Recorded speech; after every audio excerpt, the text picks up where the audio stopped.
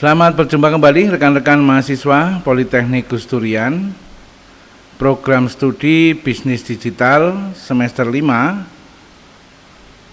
dalam mata kuliah investment management atau manajemen investasi. Di sesi yang ke-11 ini kita akan membahas topik mengenai portofolio pendapatan tetap. Baiklah, kita mulai kuliah kita.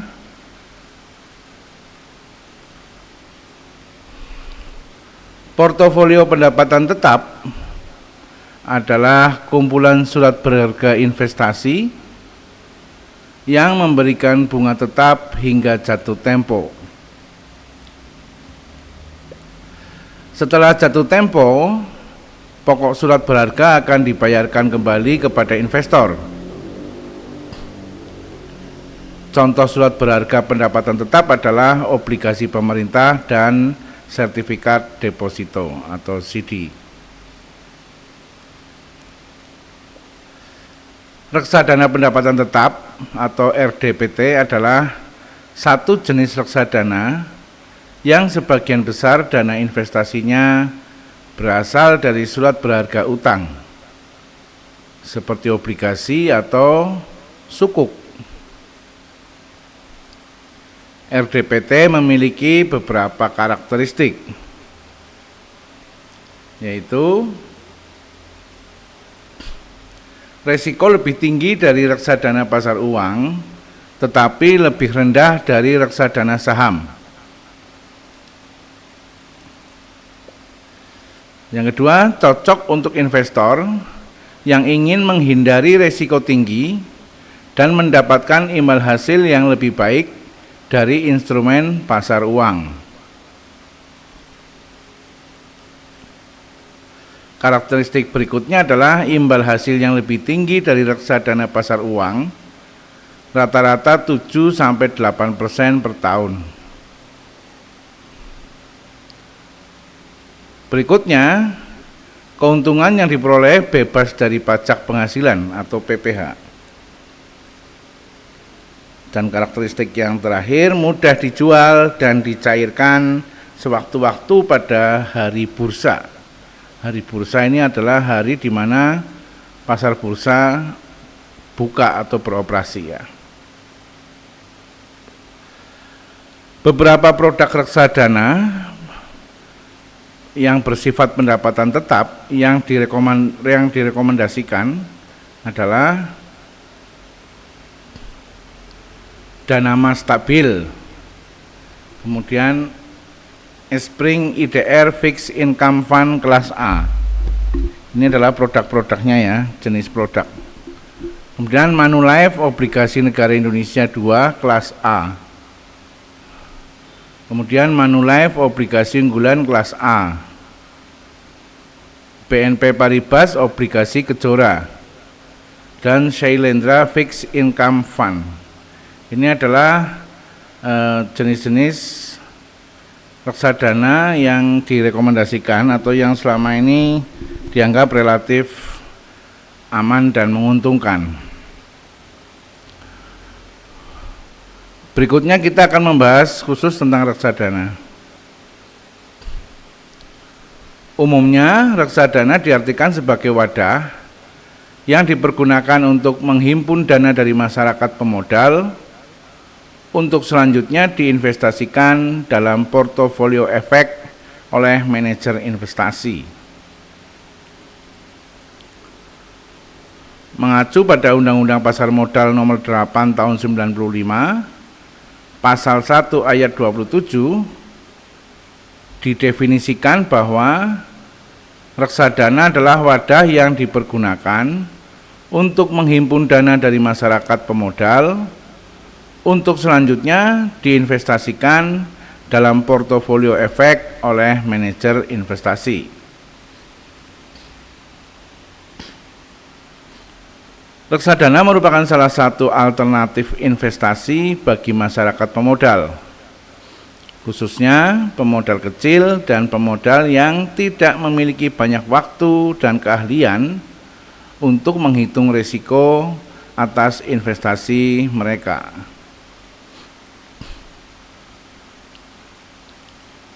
Reksadana dirancang sebagai sarana untuk menghimpun dana dari masyarakat yang memiliki modal, mempunyai keinginan untuk melakukan investasi, namun hanya memiliki waktu dan pengetahuan yang terbatas. Selain itu, reksadana juga diharapkan dapat meningkatkan peran pemodal lokal untuk berinvestasi di pasar modal Indonesia. Ada 3 hal yang terkait dari definisi tersebut, yaitu pertama, adanya dana dari masyarakat pemodal.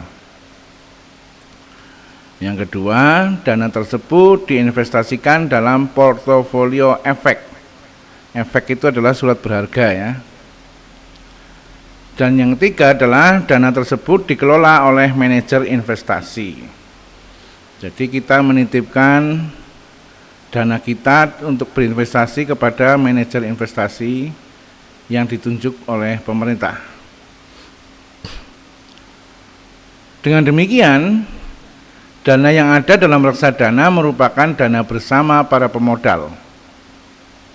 Sedangkan manajer investasi adalah pihak yang dipercaya untuk mengelola dana tersebut. Kemudian kita bicara keuntungan dan risiko. Yang pertama, keuntungan atau manfaat.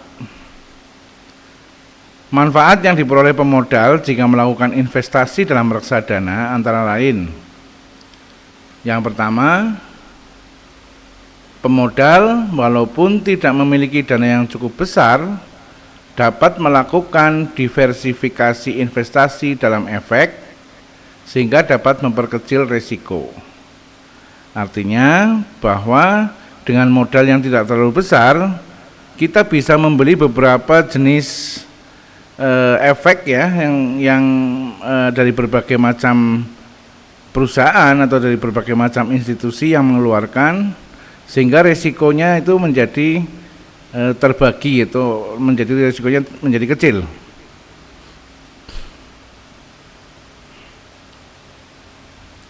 Sebagai contoh, seorang pemodal dengan dana terbatas dapat memiliki portofolio obligasi yang tidak mungkin dilakukan jika tidak memiliki dana besar.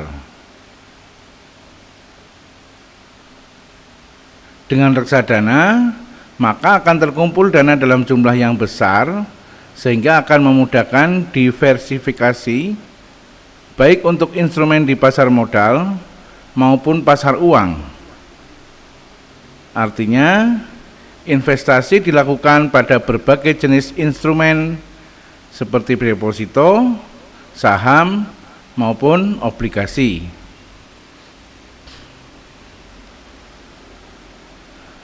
Yang kedua, keuntungannya adalah reksadana mempermudah pemodal untuk melakukan investasi di pasar modal. Karena kita tidak perlu langsung secara direct ke bursa efek ya, tapi kita melalui perusahaan reksadana. Menentukan saham-saham yang baik untuk dibeli bukanlah pekerjaan yang mudah. Namun memerlukan pengetahuan dan keahlian tersendiri, di mana tidak semua pemodal memiliki pengetahuan tersebut. Ya, artinya untuk berinvestasi di reksadana, kita tidak harus paham mengenai seluk-beluk pasar modal maupun pergerakan saham. Kita cukup percaya saja kepada manajer investasi yang ada di perusahaan reksadana, biar mereka yang mengolah, kita tinggal menerima hasilnya secara tetap setiap bulan. Manfaat yang ketiga adalah efisiensi waktu. Dengan melakukan investasi pada reksadana, di mana dana tersebut dikelola oleh manajer investasi profesional, maka pemodal tidak perlu repot-repot untuk memantau kinerja investasinya, karena hal tersebut telah dialihkan kepada manajer investasi tersebut. Ya, seperti yang saya sampaikan tadi, bahwa kita tidak perlu ikut memantau, tidak perlu ikut melihat pergerakan portofolio investasi di surat berharga karena sudah ada manajer investasi yang dipercaya untuk mengelola. Keuntungan keempat adalah bebas pajak. Jenis reksadana ini bukanlah objek pajak, sehingga keuntungan atau imbal hasil yang kita dapatkan bebas dari pajak penghasilan atau PPh. Hal ini tentu berbeda dari bunga deposito yang kena pajak PPh sebesar 20%, atau investasi lainnya seperti sukuk retail yang dikenakan pajak. Keuntungan atau manfaat yang kelima adalah potensi imbal hasil tinggi. Keuntungan lainnya dari berinvestasi pada reksadana penghasilan tetap atau pendapatan tetap, yakni memiliki peluang imbal hasil yang tinggi.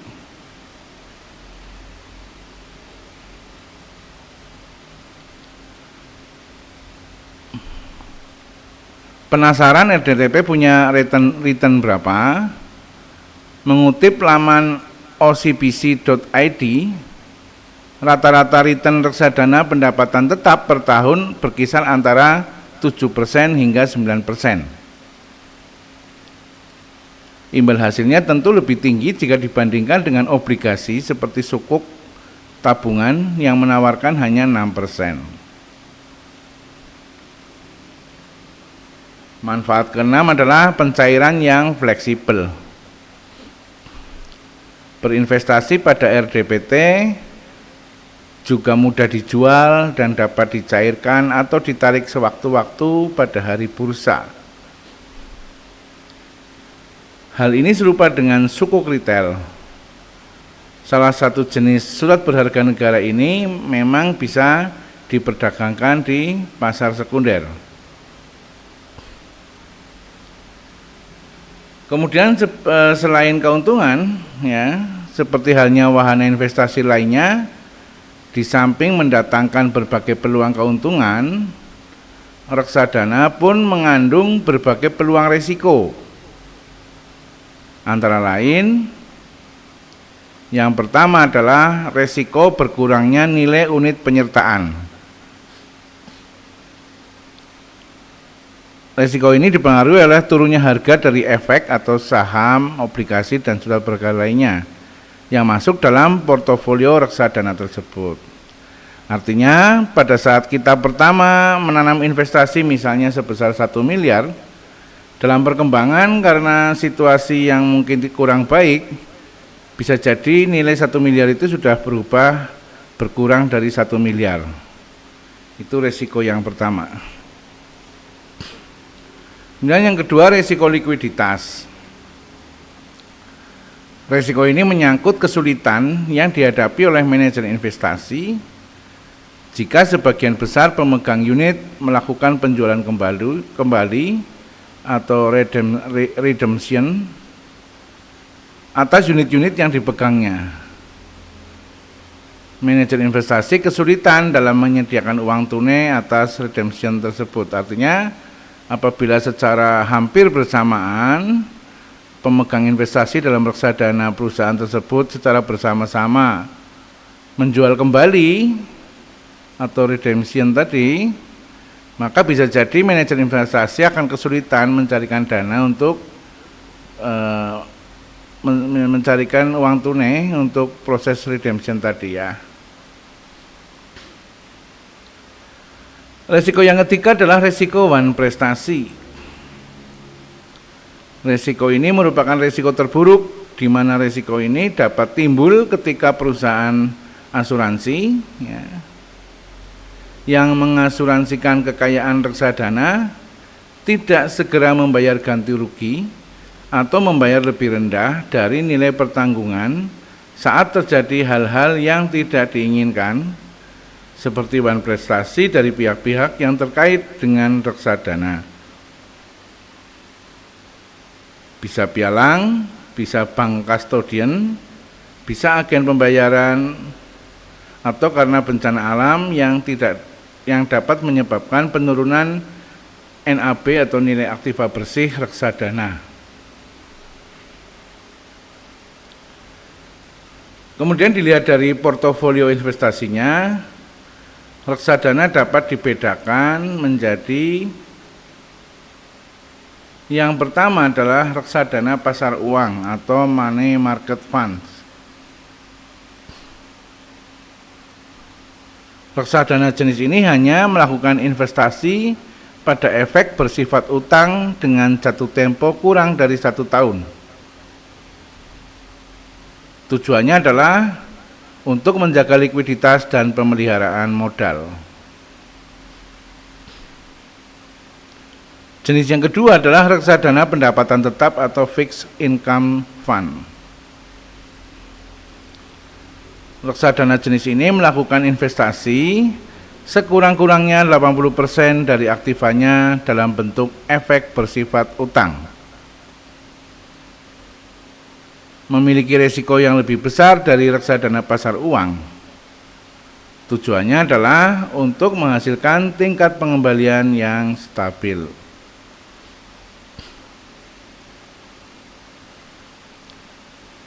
Jenis yang keempat adalah reksadana saham atau equity funds. Reksadana yang melakukan investasi sekurang-kurangnya 80% dari aktivanya dalam bentuk efek bersifat ekuitas. Karena investasinya dilakukan pada saham, maka risikonya lebih tinggi dari dua jenis reksadana sebelumnya. Namun menghasilkan tingkat pengembalian yang tinggi. Dan jenis yang keempat adalah reksadana campuran atau discretionary funds. Reksadana jenis ini melakukan investasi dalam efek bersifat ekuitas dan efek bersifat utang. Ekuitas itu modal ya. Ekuitas modal dan utang. Kalau utang itu ya liabilities. Jadi ekuitas dan modal itu ada di sisi pasifa. Dan kita lihat simulasi reksadana pendapatan tetap seperti apa. Berikut contoh kasus perhitungan investasi RDPT.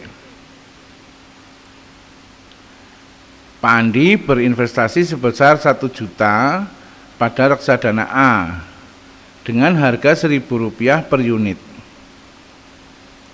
Maka ia akan mendapatkan unit penyertaan sebanyak 1000 unit. Setelah 2 tahun kemudian, harga NAB-nya menjadi 1.200 per unit.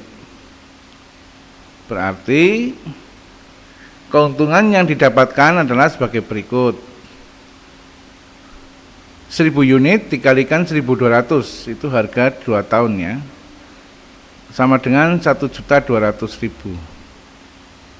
Kemudian 1.200.000 dikurangi modal awalnya adalah 1 juta, maka keuntungannya adalah 200.000 atau 20% dari nilai awal.